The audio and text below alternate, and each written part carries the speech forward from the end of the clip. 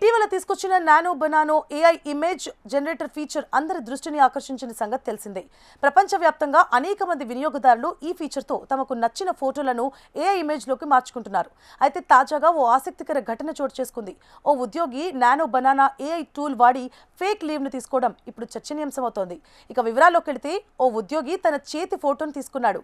ఆ చేతికి ఎలాంటి గాయాలు లేవు. లీవ్ తీసుకోవాలని అనుకున్న ఆ ఉద్యోగి తన చేతి ఫోటోకు గాయమైన ఫోటో ఇవ్వాలని జెమినై నానోలో అడిగాడు. దీంతో సెకండ్లలోనే అతడి చేతికి గాయమైన ఏఐ జనరేటెడ్ ఫోటో వచ్చేసింది. దీన్ని తన కంపెనీ హెచ్ఆర్కు పంపించి తాను బైక్ పై నుంచి పడిపోయానని చెప్పాడు. ట్రీట్మెంట్ అవసరమని తెలిపాడు. ఇది చూసి బాధపడ్డ హెచ్ఆర్ వెంటనే అతడికి పెయిడ్ లీవ్ ఇచ్చాడు.